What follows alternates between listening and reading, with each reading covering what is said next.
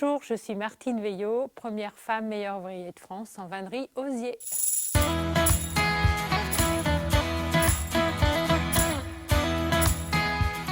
Le métier de vannier, c'est le tressage de l'osier, cette matière première que l'on cultive chez nous à Vilaine-les-Rochers et qui va servir en fait à faire différentes vanneries. Ça part du panier à provisions au sac à main, panneaux de façade, extérieur, intérieur, luminaires, etc. L'histoire de la vannerie à Vilaine-les-Rochers, ça a commencé par un abbé, l'abbé Chicoine, qui a voulu réunir ses vanniers pour pouvoir fonder cette coopérative de vannerie, travailler en commun et en vivre ensemble. Ce qui m'a attirée vers ce métier, c'est de pouvoir travailler de ses mains, réaliser des formes, c'est travailler cette matière première, l'osier, que j'aime beaucoup. Ce qu'on peut voir aussi dans le village Vilaine-les-Rochers, c'est que l'on a beaucoup d'osier. On a de l'osier aussi bien sur les panneaux, sur tout ce qui est décoration de Noël. À Vilaine, on baigne dans l'osier. Pour pouvoir réaliser ce métier de vannier, il nous faut la matière première, l'osier. Donc il y a deux métiers en fait, l'osiericulture d'un côté pour tout ce qui est la matière première et le vannier pour tout ce qui est fabrication. À la coopérative,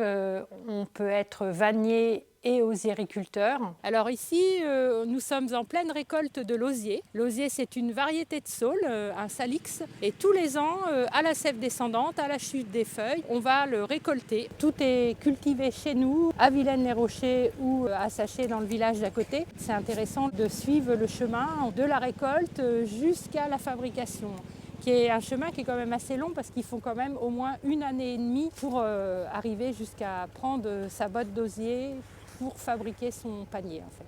Alors moi je suis Christophe Georgeon, osiericulteur vannier de la coopérative. Et aujourd'hui c'est la coupe. Donc on coupe l'osier à l'aide d'un motoculteur attaché avec des rods, qu'on appelle des rods, c'est des liens en osier. Puis ensuite on les met dans les palettes pour ensuite les trier. Un de mes collègues disait souvent, si on n'est pas paysan, on ne peut pas cultiver de l'osier non plus, on ne le fera jamais bien, quoi. Paysan dans l'âme. Suite à la récolte, il est trié, classé par taille. Là, la botte arrive du champ. Voilà, on la pose sur la table pour la trier. On regarde si on n'a pas de brin avec des branches. Je coupe les pieds pour que ce soit propre et bien droit. Une fois que j'ai trié mon osier, je vais le mettre dans le fût pour le classer. Donc, j'ai ma réglette avec les hauteurs. Je vais classer par taille tous les 20 cm donc la botte d'osier. Je viens poser dans le gabarit que ça correspond. Donc là, c'est du 2 mètres. Je vais l'attacher pour qu'elle se tienne, pour pouvoir le remettre les pieds dans l'eau, ranger taille par taille et variété par variété au bassin en végétation artificielle pour pouvoir permettre un décortiquage au mois de mai. Après cette étape, l'osier est décortiqué, nettoyé, fait sécher, reconditionné en botte et entreposé dans le grenier au moins pendant 1 année avant de pouvoir être utilisé. Donc là, c'est de l'osier brut avec son écorce que l'on va mettre à tremper en eau chaude pour gagner du temps. Parce qu'en eau froide, c'est au moins 2 semaines à 3 semaines de trempage. Donc là, en eau chaude à 50 degrés, on gagne du temps, c'est 3 jours de trempage. Donc ici, nous sommes dans un grenier de stockage à la coopérative de vannerie, stockage d'osier. Donc où on va avoir plusieurs variétés d'osier que l'on range par taille et par variété. Ici, nous sommes dans l'un de nos ateliers de vannerie où on peut voir donc nos vanniers au travail. Donc là, nous avons donc les croix pour monter différents paniers à la mesure. Ici, c'est le bac à trempage de l'osier. Il faut l'arroser plusieurs heures suivant les tailles. Là, on peut voir qu'il va le reprendre sa souplesse. En fait, ça va permettre de pouvoir l'utiliser, le travailler sans qu'il casse. Donc ici, on est dans un autre atelier de la coopérative de vannerie. Donc on va pouvoir voir des bannetons en cours de fabrication. Des mannes pâtissières. Donc là, Donc ce sont des boules en tressage aléatoire.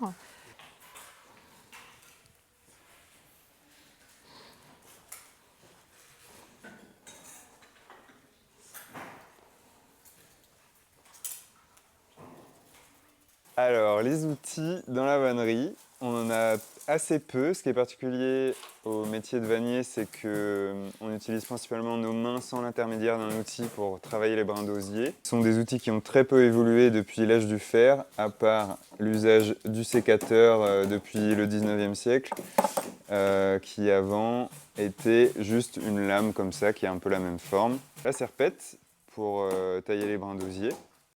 Des outils assez lourds en métal pour tasser le travail. Donc ça c'est le fer à chlore plutôt pour le travail fin et ça c'est la batte qui sert à tasser mais également grâce à l'anneau derrière à redresser les bâtons secs. Les poinçons de différentes tailles, de différentes matières, formes.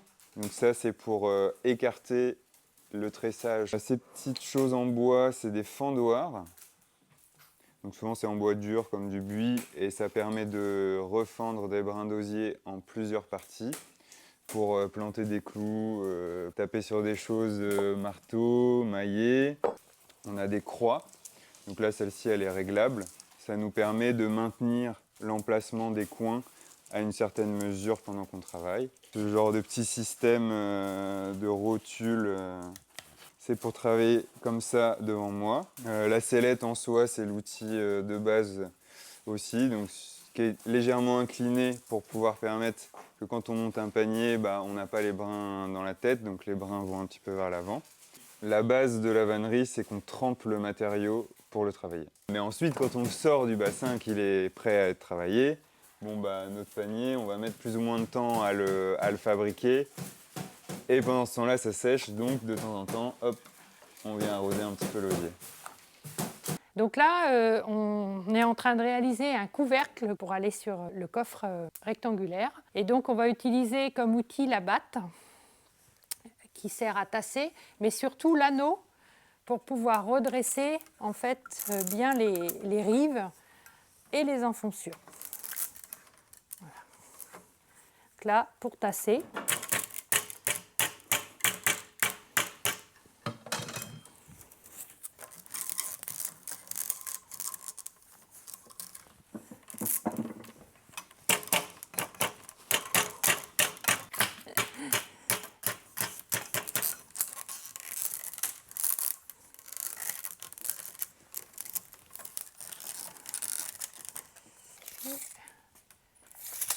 Donc là, c'est la corbeille à baguette.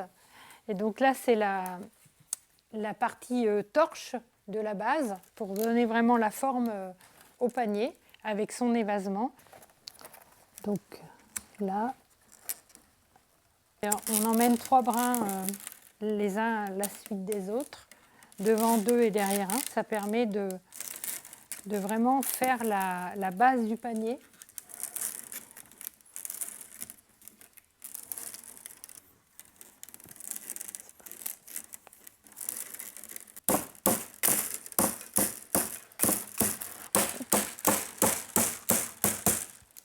Donc là, je suis en train de démarrer le fond ovale pour cette corbeille à linge. Donc je commence le départ, le tressage, autour des bâtons. Et je continue de tresser tout le tour. Donc là, je vais commencer à ouvrir mes bâtons de croisée, comme ça, à croiser, qui va permettre de pouvoir donner cette partie ovale. Je continue.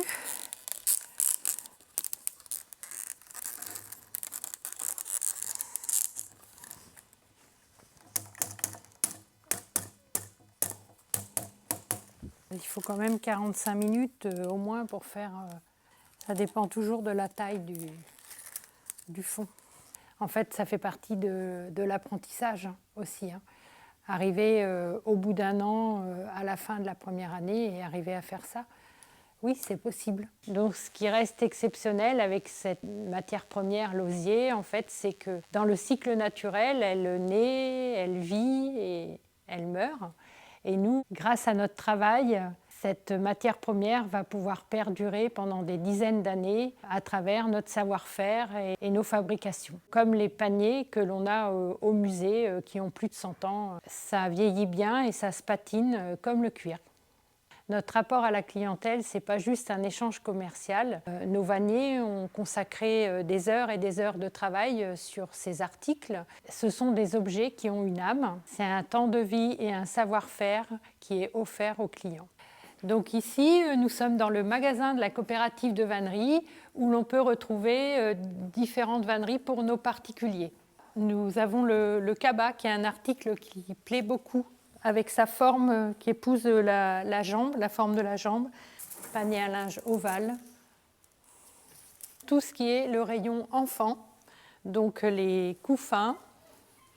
Alors là, nous proposons un panier à bois à bûche rectangulaire en osier brut avec son écorce. Donc ici, nous avons un panier à pêche avec la fente pour les poissons. Ça, ce sont des bonbonnes en verre que l'on habille justement pour les protéger, pour éviter de les casser. Le banneton pour faire lever la pâte, donc le banneton rond ou long, et avec donc la toile de lin qui vient du nord de la France, qui est aussi un produit français. Tout est français en fait. Je suis venu avec ma maman aujourd'hui pour observer s'il y a quelques cadeaux à faire. Je trouve que l'osier a la particularité de faire des objets extrêmement réguliers. Et j'aime beaucoup les contrastes entre l'osier blanc et l'osier brut. Et j'ai vu quelques très beaux ouvrages. Enfin, dans la vannerie, je trouve quelque chose de noble par le fait que c'est une plante qui est récoltée à côté, transformée ici, qui va tenir des siècles, mais qui accessoirement peut être compostable. Elle ne laissera rien derrière elle. Et enfin, je suis très attaché à l'artisanat, au travail des mains notamment. Et c'est quelque chose pour moi qui est important. C'est-à-dire que nous, ça nous fait déjà redécouvrir ce qu'on a connu, ce que personnellement j'ai connu et d'autres personnes en étant enfant. Et effectivement, c'est une matière naturelle. Donc, à une époque actuelle où le plastique est utilisé dans bien des domaines, on peut retrouver des objets utiles en vannerie. À la coopérative, c'est une longue tradition que les vanniers concourent aux meilleurs ouvriers de France. Aujourd'hui, je suis la première femme à avoir réalisé ce concours et j'espère ouvrir la porte pour d'autres femmes dans le métier de vannier en tant que meilleur ouvrier de France. Donc pour ce concours meilleur ouvrier de France, en fait, j'ai réalisé un panier breton qui est un panier très fin, travaillé sur un moule et fait essentiellement en éclisse d'osier. Donc c'est sûr qu'il ne faut vraiment pas compter son temps et c'est des heures de travail. Alors moi je suis Charlène, donc, une des gérantes de Maison Gloria à Tours. Cet établissement voulait vraiment mettre en valeur les artisans de notre région, Vilaine-les-Rochers étant à côté.